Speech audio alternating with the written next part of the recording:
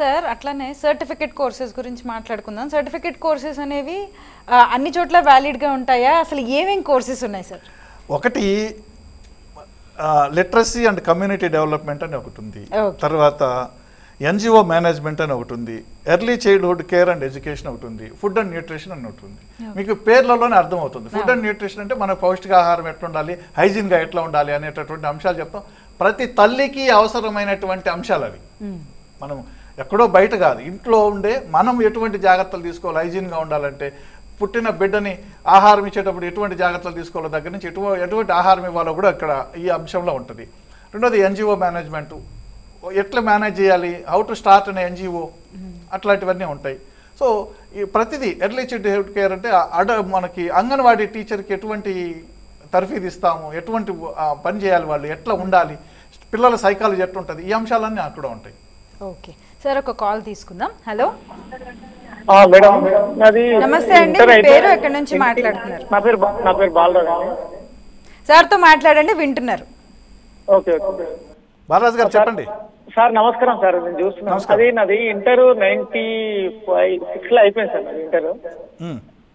అయితే ఇది inter memo పోయింది సార్, నా దగ్గర డూప్లికేట్ ఉంది. అయితే ఒక సంవత్సరం నేను ఇక్కడ చదువుకున్నా సార్, అది మళ్ళీ డిస్కంటిన్యూ అవుతుంది. ఎంపీసీ నాది ఇంటర్మీడియట్.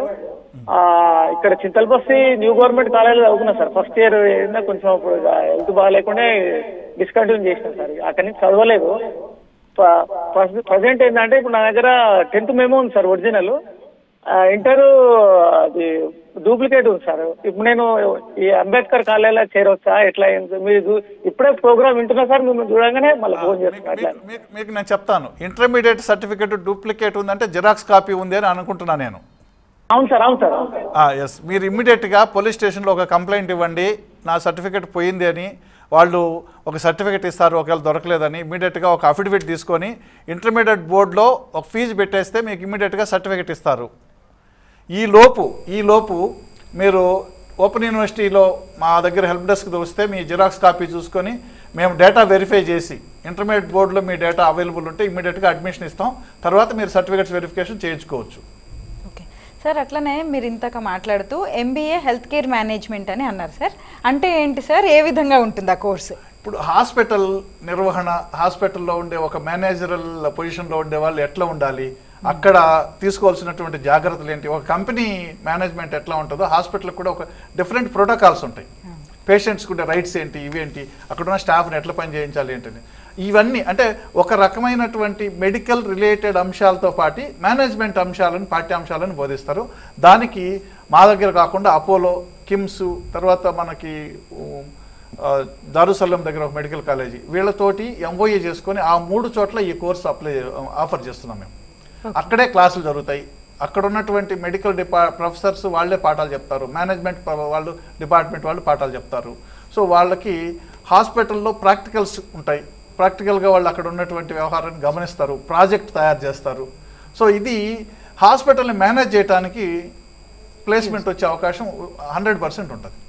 ఓకే, అలానే ప్రొఫెషనల్ కోర్సెస్ అంటే ఏంటి సార్, మీరు ఏవి ఆఫర్ చేస్తారు? వృత్తి విద్య అంటే ఉద్యోగాలకి సులువుగా ఉండేది అని అనుకుంటాం కదా. ఎంబీఏ ఉంది, మనం ఇందాక అనుకుంటే ఎంబీఏ హెల్త్ కేర్ మేనేజ్మెంట్ ఉంది. బీఈడి ఉంది, బీఈడి స్పెషల్ ఎడ్యుకేషన్ ఉంది. బీఈడి దగ్గర ఏంటంటే ఇప్పుడు ఆల్రెడీ మనకి హెచ్జిటీలు ఉంటారు, అంటే సెకండరీ గ్రేడ్ టీచర్స్. డైట్ అంటే డిప్లొమా ఇన్ ఎడ్యుకేషన్ చేసి ఉంటారు, వాళ్ళు హై స్కూల్ ప్రమోట్ అవ్వాలంటే బీఈడి ఉండాలి. సో వాళ్ళ కోసం మేము ఇది ఆఫర్ చేస్తున్నాం. ఇంకోటి అందులు, అంగవైకల్యం ఉన్నటువంటి అంటే మెంటల్లీ రిటార్టెడ్ వాళ్ళు, తర్వాత ఈ వాళ్ళకి ఎట్లా బోధించాలి, ఇప్పుడు బీఈడి అంటే ఏంటి, పిల్లలకి ఎలా బోధించాలి అనేది నేర్పిస్తారు. వాళ్ళ పిల్లల సైకాలజీ ఎట్లా ఉంటుంది, పాఠం ఎట్లా మొదలుపెట్ట చెప్పాలి, ఈ వైకల్యం ఉన్న వాళ్ళకి ఎట్లా బోధించాలి అనేటటువంటి సబ్జెక్టు బీఈడి స్పెషల్ ఎడ్యుకేషన్. అందులోకి ఎట్లా, తర్వాత మెంటల్లీ రిటార్టెడ్ వాళ్ళకి ఎట్లా, హియరింగ్ ఇంపైర్డ్ ఉంటే ఎట్లా, డఫ్ అండ్ డమ్ వాళ్ళకి ఎట్లా, ఈ 3 కేటగిరీలోనూ మా దగ్గర కోర్సు ఉంది. బీఈడి స్పెషల్ ఎడ్యుకేషన్ కోర్సు ఉంది. కొన్ని సెంటర్స్లో ఆ కోర్సుని ఆఫర్ చేస్తున్నాం. ఆల్రెడీ ఆర్సీఐ అని రిహాబిలిటేషన్ కౌన్సిల్ ఆఫ్ ఇండియా వాళ్ళ రికగ్నైజేషన్ ఉన్నటువంటి సెంటర్స్లో ఇది నడుపుతున్నాం. ప్రస్తుతానికి విఐ అంటే ఇక్కడెక్కడ సెంటర్ లేకపోవడం లేదు, కానీ మిగతా 2 ఐడి అంటే మెంటల్ రిటార్టెడ్ వాళ్ళది ప్లస్ హెచ్ఐ కోర్సెస్ రన్ అవుతున్నాయి. ప్లస్ ఇవి కాకుండా మీకు చెప్పాలంటే సింపుల్గా హ్యూమన్ రైట్స్ సంబంధించినటువంటి డిప్లొమా, విమెన్ స్టడీస్ది, కల్చర్ అండ్ హెరిటేజ్, తర్వాత marketing management, financial management, international relations, digital journalism, ఇవన్నీ డిప్లొమా కోర్సులు ఉన్నాయి మా దగ్గర. సో మీరు కూడా చేరచ్చు. సో అందుకని ఎక్కడ అంటే ఒక కన్వెన్షనల్ విశ్వవిద్యాలయం అందించేటటువంటి వివిధ రకాల ప్రోగ్రామ్స్ని, కోర్సెస్ని మేము కూడా అందిస్తున్నాం. వీటిని ఎక్కడ ఉన్నా సరే చదువుకోవడానికి అవకాశం ఉంది. అందుకని చెప్పి ఎక్కడ అంటే ఓపెన్ యూనివర్సిటీగానే అదేదో ఎందుకులే అనేది కాదు. నిజానికి మన సొసైటీలో, సమాజంలో ఆర్థికపరమైన లేదంటే సాంఘికపరమైన కారణాలతోటి అనేక మంది ఉన్నత విద్యకు దూరం అయ్యారు. వాళ్ళందరికీ అవకాశం లేవు.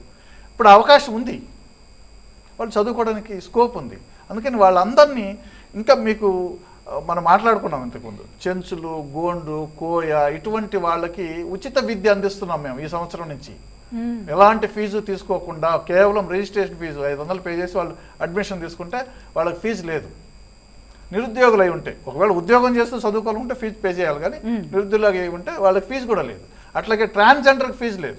ఎవరైతే ఉన్నత విద్య వైపు రాలేకపోయిన ఒక వర్గాలు ఉన్నాయో సమాజంలో, కొన్ని వర్గాలు ఉన్నత విద్య దాకా రాలేకపోతున్నారు, వాళ్ళకి ఆర్థికపరమైన వెసులుబాటు లేక కావచ్చు, సాంఘికపరమైన కారణాలు కావచ్చు, వాళ్ళందరినీ హక్కును చేర్చుకోవడానికి అంబేద్కర్ ఓపెన్ యూనివర్సిటీ సిద్ధంగా ఉంది. వాళ్ళందరినీ రమ్మంటున్నాం, మీరు రండి, మా దగ్గర చేరండి, డిగ్రీ చదువుకోండి, మీరు ఫీజు కూడా చెల్లించాల్సిన అవసరం లేదు. అట్లే ఫిజికల్లీ ఛాలెంజ్డ్ వాళ్ళకి కూడా ఫీజు లేదు, ఫిజికల్లీ ఛాలెంజ్డ్ వాళ్ళకి కూడా ఫీజు లేదు. సో ఇప్పుడు చాలా మందికి ఒక ఉంటుంది, అప్లికేషన్ రేపు పెడదాంలే, లాస్ట్ డేట్ ఇంకా ఉంది కదా అని. అది కరెక్ట్ కాదు. వెంటనే అప్లికేషన్ పెట్టుకోవాలి, రిజిస్టర్ చేసుకోవాలి. ఓకే సార్, ఒక కాల్ తీసుకుందాం. హలో, నమస్తే అండి, మీ పేరు, ఎక్కడి నుంచి మాట్లాడుతున్నారు? అమ్మా మీరు మ్యూట్లో పెట్టుకోండి, టీవీకి దూరంగా వచ్చి మాట్లాడండి అమ్మా. నమస్తే అండి, టీవీకి దూరంగా రండి. అవునండి, టీవీ చూస్తున్నాము. ఇప్పుడు టీవీ చూడకుండా మాట్లాడండి. మేడం నమస్తే అండి, మేము హైదరాబాద్ ఉప్పల్ నుంచి మాట్లాడుతున్నామండి. నా పేరు ఫణికుమార్. యాక్చువల్లీ మా అబ్బాయి 2 years పోలాండ్ గ్రాడ్యుయేషన్ కి పోలాండ్ వెళ్ళాడండి. 2 years అక్కడ చదివాడు, వాపస్ రావాల్సి వచ్చింది. ఒక సబ్జెక్ట్ కూడా మిగిలిపోయింది సెకండ్ ఇయర్ లో. సో ఇక్కడ అంబేద్కర్ యూనివర్సిటీలో ఆ క్రెడిట్స్ తీసుకొని ట్రాన్స్ఫర్ చేసుకోవచ్చు అంటారా? ఆ క్రెడిట్ ట్రాన్స్ఫర్ పాలసీ ఉందండి, కానీ మీరు పోలాండ్ అంటున్నారు కదా, దానికి ఈక్వలెన్స్లు తీసుకోవాల్సి ఉంటుంది, సిలబస్ అవన్నీ చెక్ చేసి. అందుకని మీరు ఒకసారి ఆ సర్టిఫికెట్స్ అన్నీ తీసుకొని మా యూనివర్సిటీకి వస్తే చెక్ చేసిన తర్వాత కానీ చెప్పలేము. ఇక్కడైతే క్రెడిట్స్ తీసుకుంటాం మన ఇండియాలో అయితే. మీరు పోలాండ్ అంటున్నారు కాబట్టి సిలబస్ మ్యాచ్ కాకపోవచ్చు అని డౌట్ ఉంది నాకు. ఒకసారి ఆ సిలబస్ సర్టిఫికెట్స్ తీసుకొని రండి.